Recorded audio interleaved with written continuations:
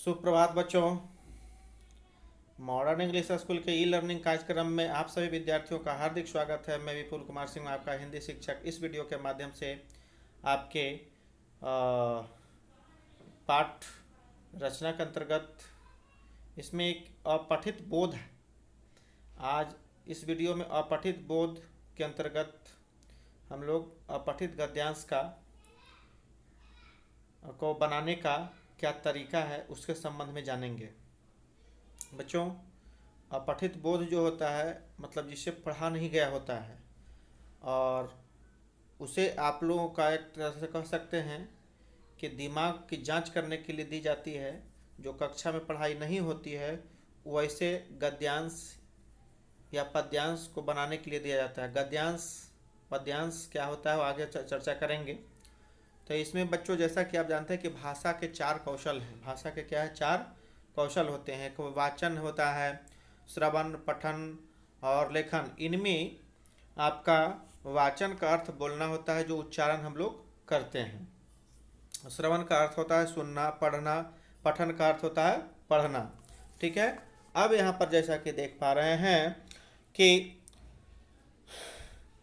शुद्ध बोलने, सुनने, पढ़ने और लिखने की कुशलता प्राप्त करके ही कोई व्यक्ति भाषा में निपुण हो सकता है। ऐसे संभव नहीं है ना।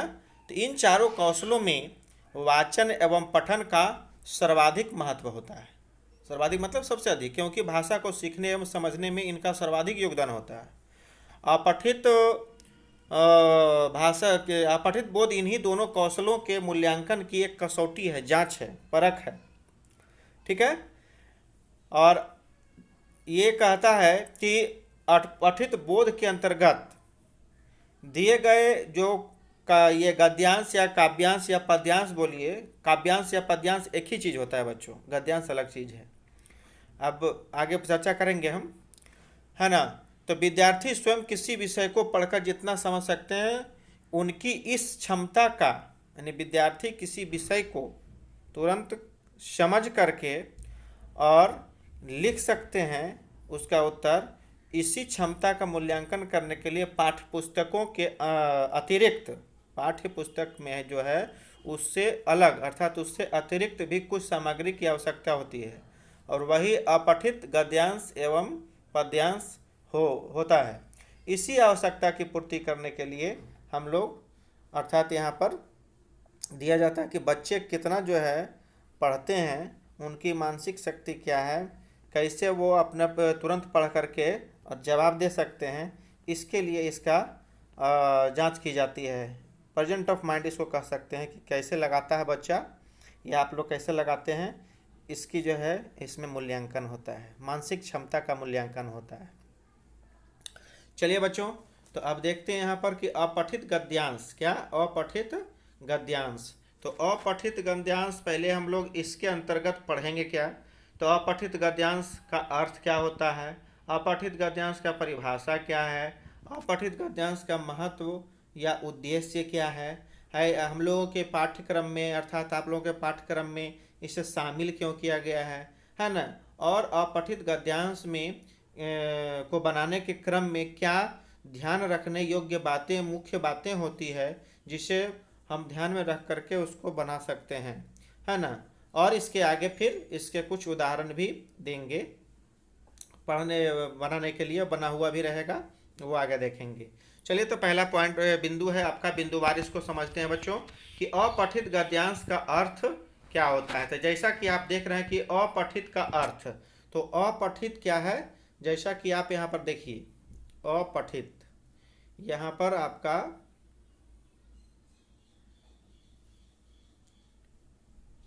अपठित, यहाँ पर आप देख पा रहे हैं कि अपठित, अ और जोड़ पठित या अधन पठित। अ का अर्थ नहीं होता है और पठित का अर्थ पढ़ा हुआ, यानी कि जो नहीं पढ़ा गया हो या जो नहीं पढ़ा हुआ है, ये अपठित हो गया। गद्यांश का अर्थ होता है बच्चों आपका गद्य का अंश। गद्य के अंतर्गत आता है जैसे कहानी है, लेख है, निबंध है, उपन्यास है ना, ये संस्मरण है, ये सब जो आता है आपका गद्य के अंतर्गत आता है ना। दोहा है, आपका जो है क्या कहते हैं कविता है, आपका सवैया वगैरह ये सब जो है तो अलग है ही है, लेकिन सब उसके काव्य के अंतर्गत पद्य के अंतर्गत आता है। तो गद्य के अंतर्गत मतलब कहानी। तो गद्य क्या है? कहानी है। कहानी का एक अंश, एक भाग को ही यहाँ गद्यांश कहा जाता है, यानी गद्य का अंश। तो आपको समझ में आ गया होगा कि अपठित क्या है। अपठित का अर्थ होता है बच्चों जिसे पढ़ा नहीं गया हो। अ मतलब नहीं, पठित मतलब पढ़ा हुआ, यानी कि नहीं पढ़ा हुआ, यानी जो गद्यांश या गद्य का अंश या अनुच्छेद एक जो होता है, यानी जो पढ़ा नहीं गया हो उसे अपठित गद्यांश कहते हैं। इसका परिभाषा देखिए बच्चों, इसका परिभाषा इस प्रकार है कि पहले से नहीं पढ़ा गया गद्य का अंश अपठित गद्यांश कहलाता है। क्या? पहले से नहीं पढ़ा गया गद्य का अंश अपठित गद्यांश कहलाता है। अपठित गद्यांश की पाठ्य पुस्तकों से अपठित गद्यांश या पद्यांश जो भी होते हैं बच्चों, वो आपका पाठ से उद्धृत नहीं होते हैं। अब यहाँ पर आता है एक शब्द की उद्धृत। उद्धृत का अर्थ क्या होता है? यहाँ पर फिर देखें, यहाँ पर उद्धृत लिखा हुआ है। उद्धृत का मतलब हुआ लिया गया। उद्धृत का अर्थ क्या होता है? लिया गया। ये जो है ना उद्धृत, उदित मतलब लिया हुआ। तो कहता है अपठित गद्यांश कक्षा यानी वर्ग में जो पढ़ाए जा रहे पाठ्य पुस्तक जो चल रहे हैं आपके, उससे उद्धृत नहीं होता, अर्थात उससे लिए नहीं जाते हैं, है ना। अर्थात नहीं लिए जाते, कहीं से भी लिए जा सकते हैं। कोई भी कहानी से, संस्मरण से, कहीं से भी उठा लिया जा सकता है एक अंश किसी भी विषय का। तो वही कहता है कि ये कहीं से भी लिए जा सकते हैं और किसी भी विषय पर आधारित हो सकते हैं। इन गद्यांशों को देखकर अपेक्षा की जाती है कि विद्यार्थी इन्हें ध्यानपूर्वक पढ़कर समझें और पूछे गए प्रश्नों के सर्वाधिक उपयुक्त उत्तर दें। उपयुक्त मतलब होता है सबसे ठीक, देखिए बिल्कुल ठीक, एग्जैक्ट, जिसको आप लोग इंग्लिश में कह सकते हैं, एग्जैक्ट इसमें उत्तर देना है। चलिए बच्चों, अब है कि अपठित गद्यांश का महत्व या उद्देश्य क्या है, क्यों शामिल किया गया है। तो देखिए इसमें है कि अपठित गद्यांश से वाचन एवं पठन कौशल मतलब बुद्धि होता है, ज्ञान, है ना। अपठित गद्यांश से वाचन एवं पठन कौशलों का विकास होता है, इस उद्देश्य से डाला गया। दूसरा है भावबोध एवं अर्थ ग्रहण की क्षमता में वृद्धि होती है। भावबोध का अर्थ होता है बच्चों, अर्थात वो जो कहानी हो, लेख हो या कविता हो या जो भी, उसका भाव क्या है, वो कहना क्या चाह रहा है, उसका भाव क्या है, उसका ज्ञान एवं उसका अर्थ ग्रहण की क्षमता में वृद्धि होती है यदि ये हम बनाते हैं तो। तीसरा बिंदु है आपका छात्रों की अभिव्यक्ति क्षमता के मूल्यांकन में सहायता मिलती है। छात्रों की अभिव्यक्ति मतलब प्रकट करने का, सामने किसी के सामने बोलने का, चाहे वो लिखित में हो या मौखिक में हो, है ना। तो छात्रों की अभिव्यक्ति क्षमता के मूल्यांकन में सहायता मिलती है। यदि बराबर है, इसको हम अर्थात बच्चे या जो भी विद्यार्थी इसको बनाते हैं तो उनको ये करने से उनके अभिव्यक्ति क्षमता में वृद्धि होती है। पाठ्य पुस्तकों के अतिरिक्त अन्य साहित्यिक गतिविधियों के भी प्रति रुचि जागृत होता है, यानी कि जो आप पाठ्य पुस्तक अर्थात अपने कक्षा में जो चलाई जा रही है पुस्तक, है ना, उसके अतिरिक्त भी आप साहित्य के प्रति रुचि लेने लगेंगे, अर्थात आपके अंदर साहित्यिक गतिविधियों के प्रति रुचि जाग जाएगी। ये था आपका उद्देश्य या महत्व, इसीलिए शामिल किया गया है। अब जैसा कि देख पा रहे हैं बच्चों, यहाँ पर अब हम लोग देखेंगे कि अपठित गद्यांश के प्रश्नों का उत्तर देते समय कुछ ध्यान रखना चाहिए, कुछ बातों का अवश्य ध्यान रखना चाहिए, तभी बन सकेगा सही से, नहीं तो संभव नहीं है। तो अपठित गद्यांश के प्रश्नों को हल करते समय निम्नलिखित बातों का ध्यान रखना चाहिए। आइए बिंदुवार इसको हम समझते हैं। तो सबसे पहले यहाँ जैसा कि देख पा रहे हैं बच्चों कि सर्वप्रथम दिए गए गद्यांश को एक या दो बार, जो गद्यांश दिया जाएगा उसको सबसे पहले क्या करना है, एक या दो या तीन बार ध्यान से पढ़ना चाहिए और उसके भाव को समझने का प्रयत्न करना चाहिए कि अर्थात उसमें क्या कह रहा है। एकदम शांत दिमाग से उसको पढ़ने की कोशिश करनी चाहिए, है ना, क्योंकि अधिकांश प्रश्न गद्यांश के भाव पर ही आधारित होता है ना। इसके बाद पूछे गए प्रश्नों के उत्तरों पर विचार करना चाहिए, है ना। गद्यांश का आपका उदाहरण भी नीचे मैं दूंगा, समझाऊंगा, आप इसको अभी बिंदुवार समझते जाएं। सबसे पहले क्या करना है कि 2 या 3 बार उसको पढ़ना है, उसके भाव को समझना है वो क्या कह रहा है, क्योंकि जितने भी प्रश्न जो है उसके से संबंधित नीचे दिए जाएंगे वो उसी पर आधारित होगा, उसी के भाव पर आधारित होता है, इसलिए हमको इसी को ध्यान से पढ़ना होगा। दूसरा बिंदु है, प्रश्न यदि गद्यांश के तथ्य पर आधारित है तो उनके उत्तर गद्यांश में ही खोजने का प्रयास करना चाहिए, क्योंकि ऐसे प्रश्नों के उत्तर गद्यांश में ही दिए हुए होते हैं, ये अतिरिक्त नहीं देना है अपने मन से।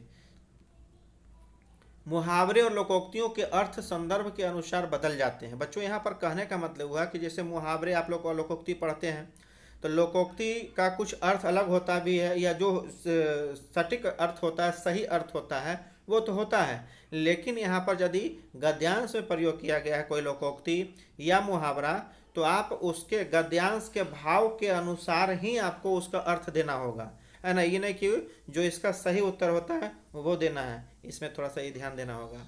वही कहता है कि मुहावरे और लोकोक्तियों के अर्थ संदर्भ मतलब विषय कि या जो विषय हो या प्रसंग हो उसके अनुसार बदल जाते हैं इसमें, अर्थात जो विषय पर आप लिख रहे हैं उसके अनुसार ही आपको वहाँ पर उस मुहावरे या लोकोक्ति का अर्थ देना होगा, है ना। और कहता है कि यदि उनसे संबंधित प्रश्न पूछे जाते हैं तो उनके संदर्भ के अनुसार उपयुक्त अर्थ पर आधारित उत्तर लिखने चाहिए। चौथा बिंदु है बच्चों के प्रश्नों के उत्तर संक्षिप्त तो हो ही, लेकिन इसके साथ ही वे पूर्ण भी होने चाहिए। कहने का तात्पर्य यहाँ ये हुआ बच्चों कि जैसे प्रश्न का उत्तर हम लिख रहे हैं तो संक्षिप्त है, ठीक है, संक्षिप्त मतलब छोटा, है ना, संक्षिप्त तो है हुआ, लेकिन वो ऐसा नहीं कि अधूरा हो, उसका अर्थ ना निकले तो गलत हो जाएगा, इसलिए छोटा हो लेकिन उसका अर्थ पूरा उससे निकलना चाहिए, तब वो आपका उत्तर सही होगा।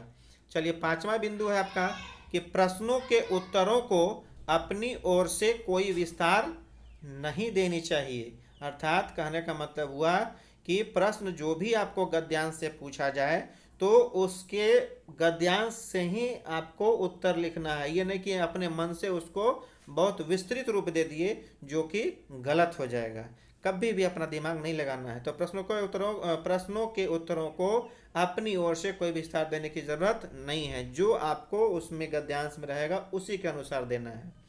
छठा बिंदु है बच्चों कि प्रश्नों के उत्तर गद्यांश पर आधारित होने चाहिए और अपनी सोच या विचार पर आधारित उत्तर नहीं देना है, जब भी देना है तो गद्यांश से ही देना है।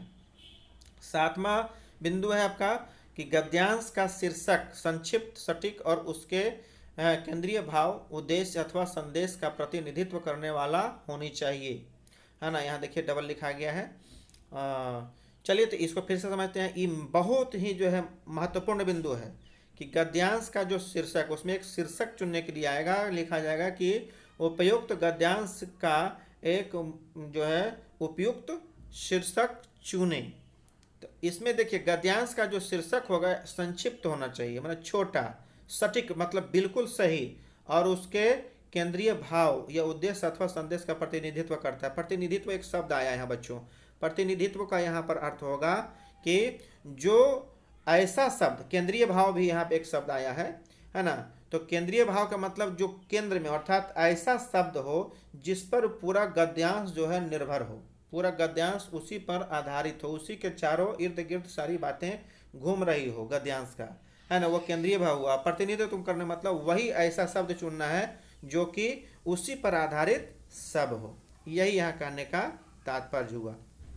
तो यहाँ पर जैसा कि देख रहे हैं कि गद्यांश का शीर्षक कैसा होना चाहिए, है ना, कि संक्षिप्त होना चाहिए, बिल्कुल सटीक अर्थात सही होना चाहिए, उसके केंद्रीय भाव, उद्देश्य अथवा संदेश का प्रतिनिधित्व करने वाला होनी चाहिए।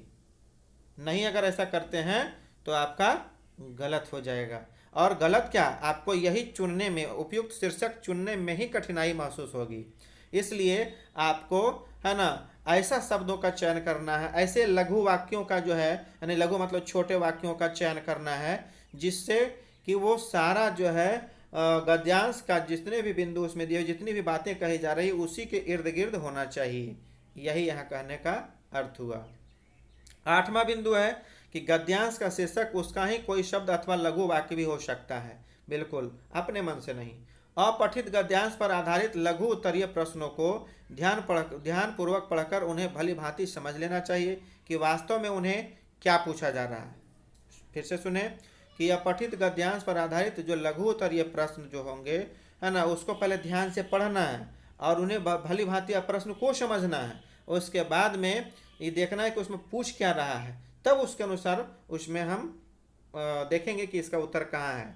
और फिर दिए गए गद्यांश में पूछे गए प्रश्नों के संभावित उत्तर वाले अंश को रेखांकित कर लेना चाहिए, अर्थात प्रश्न को ध्यान से पढ़े, फिर उसके अनुसार हम गद्यांश में देखेंगे कि इसका उत्तर कहाँ, तो जहाँ उसका जो है मिलता है ना उत्तर, उस अंश को रेखांकित करना है, अर्थात अंडरलाइन करना है ना, ये है बच्चों। और फिर है कि रेखांकित अंश को पढ़कर उससे संबंधित प्रश्न के सटीक उत्तर पर, सटीक मतलब बिल्कुल सही होता है, विचार करना चाहिए कि वह उत्तर प्रश्न के अनुरूप है या नहीं। अनुरूप मतलब उसी के जैसा। चलिए अब 12वां बिंदु क्या है कि जिस वाक्य और शैली में, है ना, जिस वाक्य और शैली में प्रश्न पूछा गया है उसका उत्तर भी उसी वाक्य या वाच्य, और वाच्य मतलब जिस प्रकार से, वाच्य मतलब यहाँ पर तो बोलना यहाँ होता है ना, तो वाच्य से आप लोग ये मत समझ जाइए कि जो है वाच्य आप लोग वॉइस पढ़ते हैं वो चीज़ है, वॉइस का भी हिंदी वाच्य ही होता है, लेकिन यहाँ पर वो नहीं होगा। तो जिस वाक्य में अर्थात जिस वाक्य में जैसा जो अर्थ पर आधारित जिसमें बतलाया जाता है उसी के आधार पर आपको देना है, उसी शैली में उत्तर देना है, भले ही गद्यांश में उसका उत्तर उस शैली में ना दिया गया हो, है ना। माने आपको लग रहा है कि नहीं गद्यांश में इसका उचित इस तरह से नहीं दिया गया, इस तरह से हम लिख सकते थे तो अच्छा होता, तो वो गलत हो जाएगा। नहीं, जो गद्यांश में दिया उसी के अनुसार आपको लिखना है। चलिए बच्चों, ये तो आपके 12 मुख्य बिंदु थे जो इसको ध्यान में रख करके आपको गद्यांश को हल करना है, बनाना है, उसके उत्तर को देना है। चलिए इसी पर आधारित आपको कुछ उदाहरण दिए जा रहे हैं। अच्छा, इसमें 2 तरह का होता है, एक लघु उत्तरीय इसमें जो है प्रश्न होते हैं और कुछ जो है वैकल्पिक भी प्रश्न होते हैं।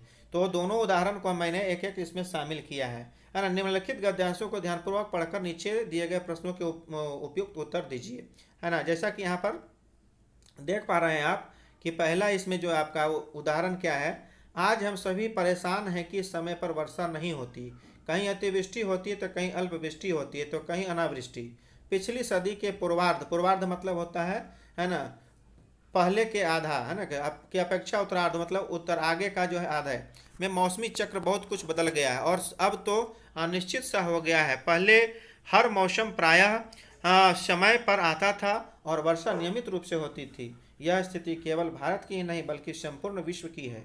कहीं इतनी वर्षा होती है कि बाढ़ के कारण जन और धन की अपार हानि होती है, तो कहीं बिल्कुल वर्षा नहीं होती जिससे खड़ी फसलें खेत में नष्ट हो जाती है। कुछ देशों में बर्फ इतनी गिरती है कि जनजीवन अस्त व्यस्त हो जाता है। कभी कभी जब फसल पक जाती है तो मूसलाधार वर्षा होती है जिसमें अन्न को घर लाना असंभव हो जाता है। वायुमंडल में प्रदूषण और प्रकृति असंतुलन के कारण भारत के अधिकांश भागों में सन 1987 ईस्वी में 20वीं शताब्दी का सबसे भयंकर सूखा पड़ा। साथ ही पूर्वी भारत में बाढ़ के भीषण प्रकोप से जनधन की हानि हुई। यह प्राकृतिक विपदा मनुष्य निर्मित है ना, क्योंकि मनुष्य एवं स्वयं प्रकृति का संतुलन बिगाड़ रहा है। मौसम में इस तरह के बदलाव से सामान्य जन पीड़ित और क्या है, वैज्ञानिक चिंतित है। वैज्ञानिक खोजों से पता चलता है कि मौसम में परिवर्तन का कारण तथा फेफड़ों में कैंसर व हृदय के रोगों एवं मानसिक तनाव आदि का मुख्य कारण है प्रकृति में असंतुलन। हम सभी जानते हैं कि धरती पर जीवन प्रकृति संतुलन से ही संभव हो सका है।